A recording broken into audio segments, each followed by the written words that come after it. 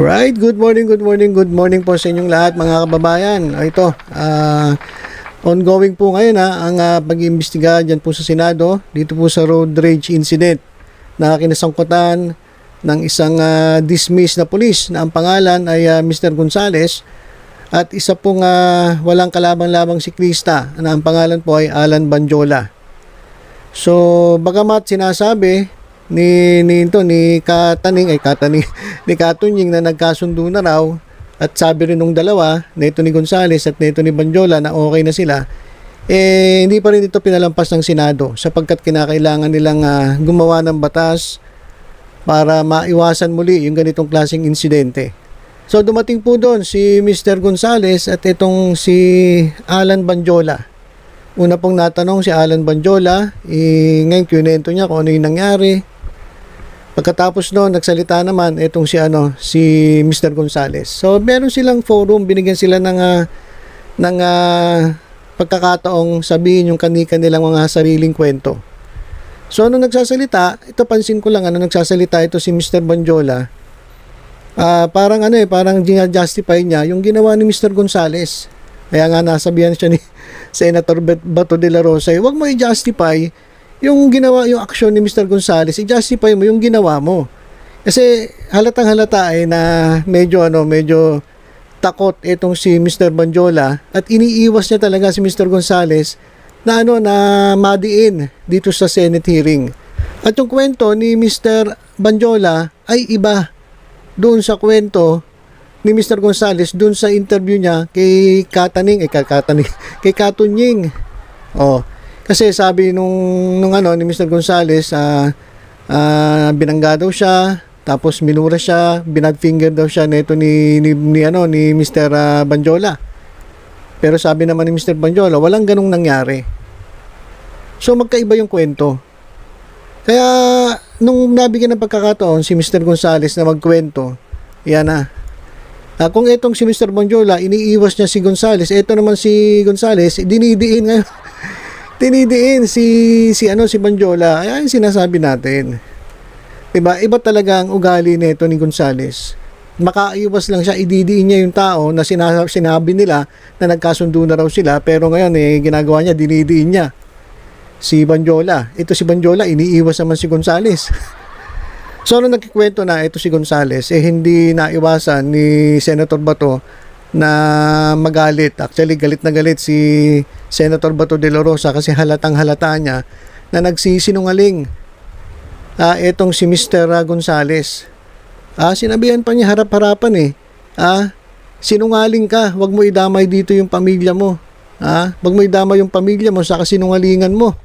Ay sabi ni Senator Bato kasi marami siyang sinasabi na kontra dito sa siklista na kahit ako kung ako papipiliin kung kanino ako maniniwala, mas maniniwala ako sa siklista kaysa dito kay Mr. Gonzales Ito pa, pag tinuloy nyo yung panonood dyan, ongoing po ngayon, panoorin ninyo. Tambak-tambak po ang blatter ni Mr. Gonzales doon sa kanilang barangay. At doon sa PNP, tambak-tambak po ang kasong isinampas sa kanya. So, mas credible itong sinabi nung siklista. At ito, panoorin natin itong video. Kaya nag-init ang ulo ni Senator Bato de la Rosa. At kayo na po ang humusga kung sino po ba ang talagang nagsisinungaling. Ito bang si Mr. Gonzales o itong siklista? So panoorin po natin. Yung po, ang nagpainit ng ulo ko dahil nung pagbalik ko sa kanya nung mura, habang nakatayo ako, ang ginawa niya sinuntok niya po yung bubong ng kotse ko na nakagwantes po siya ng pang-motorsiklo, may mga knuckles po, yung plastic. UP naman po, kitang-kita naman po ng mga investigador Sabi niya sa akin, Investigador. Sino investigador dyan nakakita ng UP na sinuntok ng kwan? Nakita mo?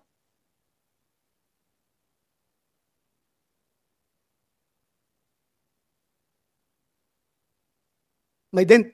Saan banda? Take your name and ano. Nagano ka na ba? Nag-swear ka na? Okay. Paano nga? Police Staff Sergeant Peralta po, Your Honor. Speed investigador ka ng Traffic po. traffic.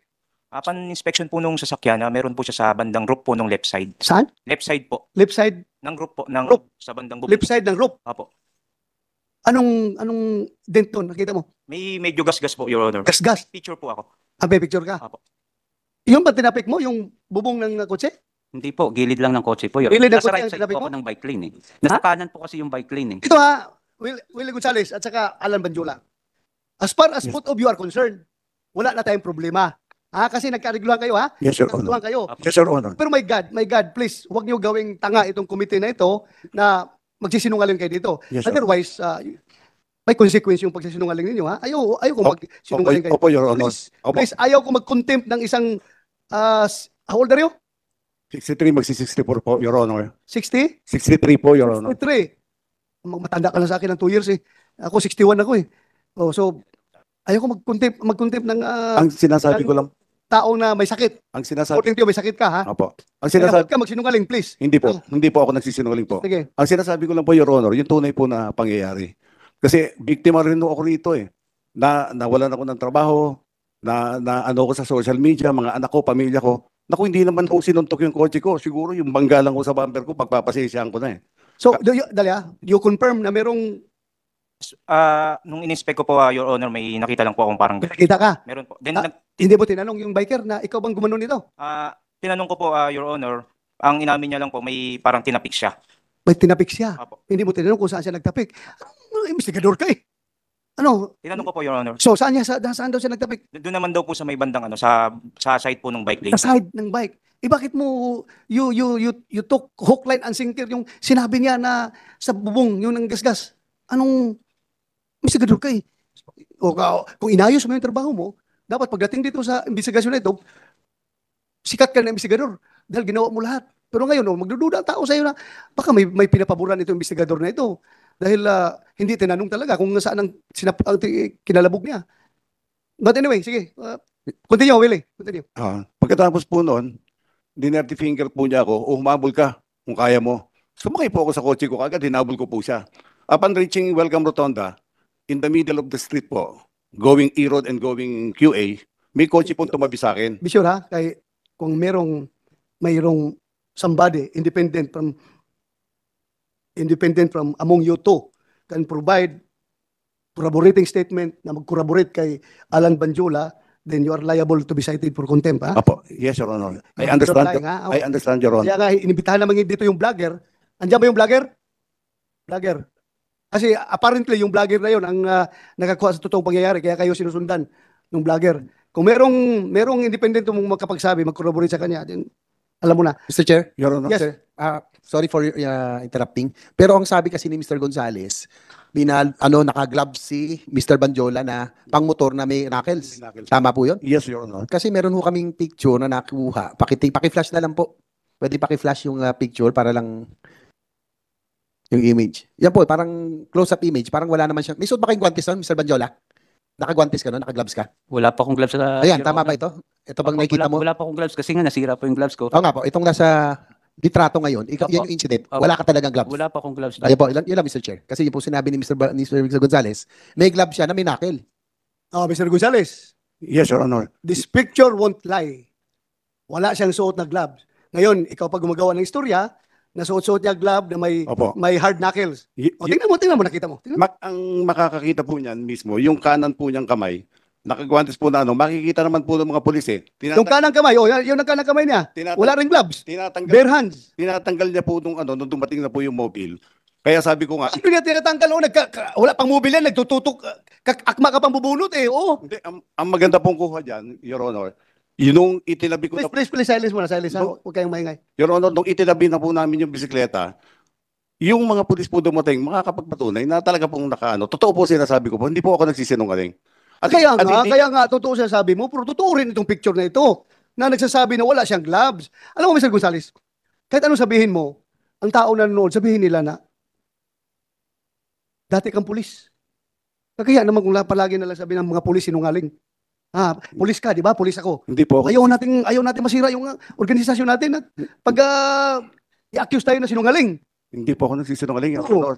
Kitang, Paano nga yan? How can you Yung kaya ko nga ho i-describe po yung yung guantes niya. Sige, describe mo. Kulay itim po, tapos meron po na bilog-bilog dito na plastic po, hard plastic. Yung kanan pong kamay niya. Kaya nga, wala mang... Yung kanang kamay mo lang daw, may suot na gloves na may hard plastic. Yung mga biker po, Your Honor, hindi nagsusuot ng gloves na hindi pantay yung dalawa po. Sir Chair, meron din akong Yes, picture right, ng right. That's it. right hand niya. Wala talagang gloves eh.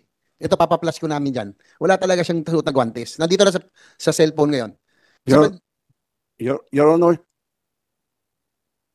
Sandali lang, Mr. Gonzales, sandali lang. sige po. Oh, very clear dito. Oh. Wala siyang hawak, wala siyang gloves talaga. Your Honor, Saka ako ha, biker din ako. opo. Pag magsuot ka ng gloves na gano'n na may hard knuckles, tapos siklista ka, parang kang gago. Oh, gago ka. Gago. Magbisiklita ka tapos hard knuckles na, hindi mo magkailangan yan sa bisiklita. Pang motor yan. Your Honor, hindi po ako nagsisinungaling. Ah, May mga nakakita naman ng mga tao doon na baka ho nung bago ko siya abutan ay tinanggal niya na po dahil UP po talaga yung kotse ko po. Hindi po mayu-UP yun, ng bare hands lang po, Your Honor. pero kung ako pasuntukin mo sa kotse mo, Ay malakas. mas malaki UP yung kahit na beer hands ko lang. Gaganoon ko Yes yung po, kotse mo. naintindihan ko po, Your Honor. Pero Sana, huwag tayong manufacture ng istorya dito, Mr. Gonzales, ha? Kasi hindi po ako nagmamanufacture. regardless kung nasabi mo niya sa ibang forum na naniniwala sila, not in my committee. You cannot fool this committee, ha? Yes, Your Honor. Very clear yung nakikita doon sa picture na wala siyang gloves. Yun nga ho ang problema ko. At the time of the incident po, magkaharap po kami. Nung sinuntok po niya, harap po ako. Malapit po ako sa kanya sa distansya niya. Kaya kitang-kita ko po, naka-gloves po siya. Mamatay man po ang buong pamilya ko. Hindi So, po kung ako idamay pamilya mo sa kasinungalingan mo, Hindi po ako nadamay mo pa yung pamilya mo. hindi po kasi ako nagsisinungaling, Your Honor. Pamilya mo, idadamay mo kung magsinungaling ka. Oh, yan o. Tingnan mo yung picture na yan o. Oh, walang gloves yung right hand niya. Sa incident na po yan, Your Honor. Second incident, Your O Honor. ibig mong sabihin, from yung pagtapik niya ng kotse niya, tinapon niya yung gloves niya, tapos tuloy-tuloy siya magbike. Ang mahal ng gloves na yun ha, yung may nakil, itatapon niya.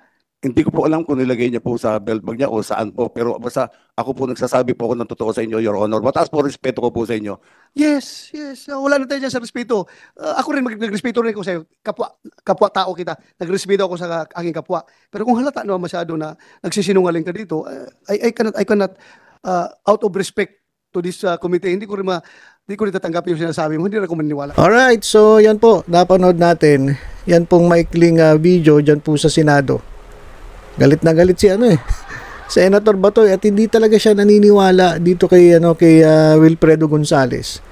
Isa lang po ito dun sa portion na talaga namang gisang-gisa, sunog na sunog etong si Mr. Gonzales. So ilan po muna mga kababayan, mamaya po mag-update po ulit tayo tungkol dito sa nangyayari dyan sa Senado. Naku, marami pa po tayong malalaman na mga bagay-bagay tungkol dito kay Gonzales. Alam nyo ba, kanina nanonood ako, tambak-tambak po ang reklamo pa lang isinampa dito kay Mr. Gonzales. Sa barangay pa lang mahigit 10 ang reklamo laban sa kanya.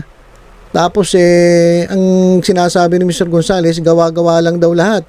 Nabuisit mas lalo si Senator Bato. Paano nangyayari nga gawa-gawa lang? Naka-blatter nga, nakapirma yung barangay captain, nakapirma yung complainant. Paano sasabihin gawa-gawa lang? Saka na-question din yung bakit na-issue siya ng baril, walang ya. Ang dami niyang kaso ng grave threat, mga pananakot, pagbumura. So may issue ito ng anger management. So paano raw nabigyan ito ng permit to carry ng baril? So nako, ang dami pa po nating hintay mga updates tungkol dito kay Tolonges, kay Mr. Gonzales. So ito lang po muna, mamaya po mag-update po ulit tayo.